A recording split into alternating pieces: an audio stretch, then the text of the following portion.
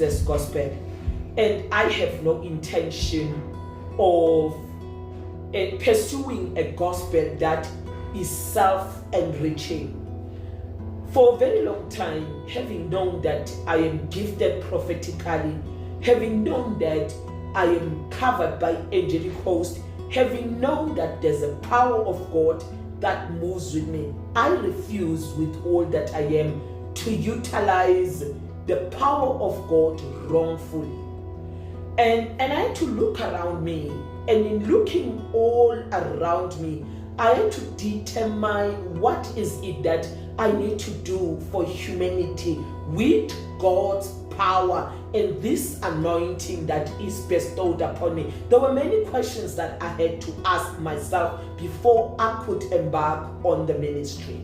On many occasions, I tried to do that which many are doing, but constantly I felt empty. And what brought the emptiness in me is because I saw and I noticed how irrelevant are many of our people who are pursuing the gospel. People are irrelevant. It seems as though people do not understand the meaning of what is the gospel, because the gospel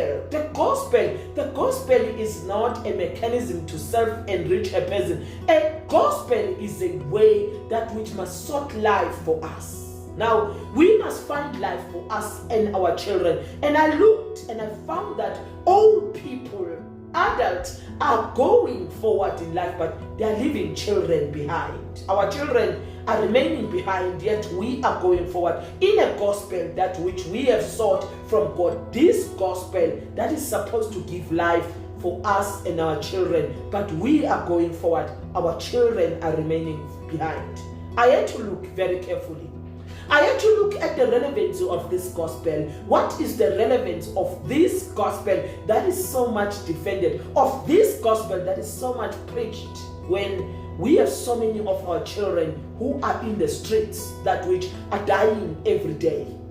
And when we have so much of the fathers of our nation who are in the taverns, are dying of depression and stress, when we have so much of the women who are weeping, now what kind of a gospel is this? I had to sit back and ask myself a question. Trust me, I asked the question, and I looked and I was checking constantly. I questioned so many things. I questioned that there are so many people who are preaching the gospel. There are many. I mean, for what is going on out there, there are thousands and thousands of people, and some of them call themselves the generals. But when I looked, I saw that there are no leaders. People are lacking leaders. We don't have leaders. Our children are lacking leaders. Our communities are lacking leaders. Now, the gospel is there, but the gospel has no relevancy in this season, in this hour. How do you go forward and leave your children behind?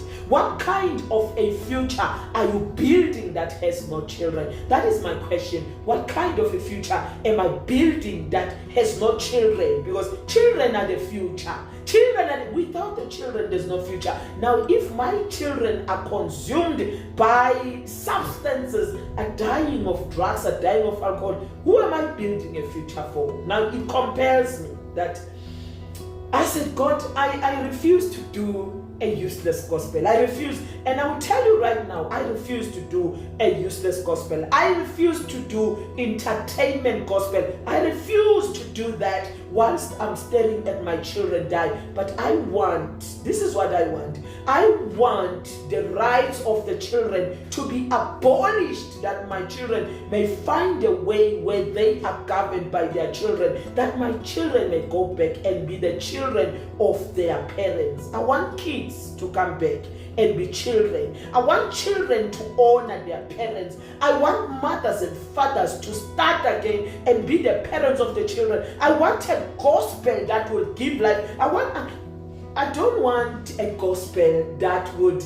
go, define words in the Bible, bracket by bracket, and yet it's a useless gospel. I've had to ask myself all these things. Now I've had people talking. Many people say this word means exactly that. They are breaking down the words of the Bible, word by word. But when you look at the works of that, is as good as dead. How do you go forward?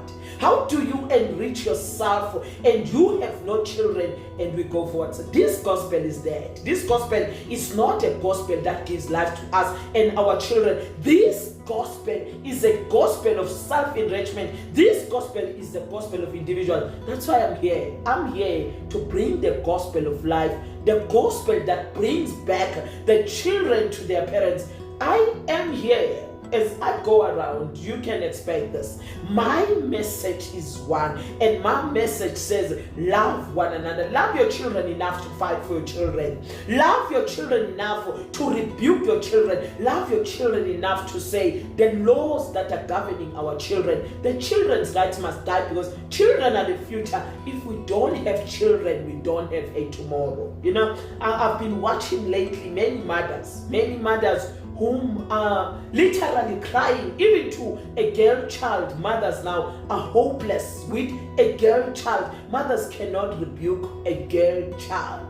And I looked and I wept inside of me. I keep on weeping and I said, God, make a way. And I realized that God has anointed me. I'm anointed. I'm anointed for governance. I'm anointed to speak against this. I'm anointed to say, children, honor your parents. This is my anointing. And this anointing, I'm going to use it for the benefit of humanity. I had to ask, what can I do for humanity? Is to bring order where there's no order. Where there's chaos, bring order by the power that is vested in me by God. I have no interest of self-enrichment when so much of my children are dying in the streets. I have no interest of being famous at the cost of my children. I have no interest of defining the Bible word by word, trying to find the truth when the truth is right before me. My children are dying. Our nation is dying. Our families are falling apart. Now it's time that parents go back and be a mother. Father, go back and be a father. Sister, go back and be a sister. Brother, go back and be a brother. Love is a beacon of a family. It is love that will restore our families when we love one another. Now, let me tell you something.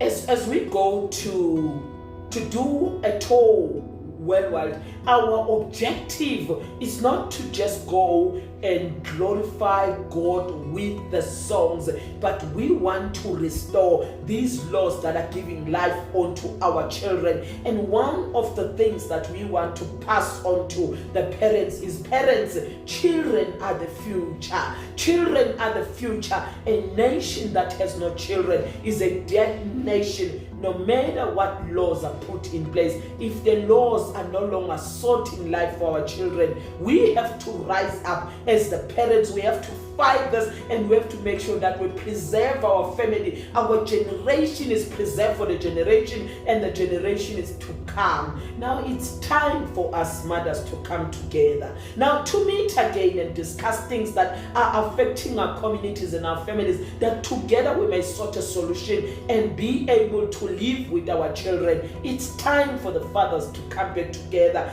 all of us in one space, and restore that which the enemy has stolen from us. Children are the future. Our children are our tomorrow. Without our children, we have no tomorrow. Now I'm lashing out to the mothers. Mothers, be mothers again. Fathers, be fathers again. Children, honor your parents. We need these children to honor their parents. Look, mothers, I have a son. When my son gets out of place, I use a whip with love, and I use a whip that corrects a child, that brings a child back to order. Mothers, I appeal with you. Don't let the children go too far. Don't let the children go too far. It's enough with what is happening with our children. Fathers, I appeal for you. Rise up and bring order. Communities, rise up and bring order. What we need is a way for us and our children. We can't go and leave our children behind, because without our children,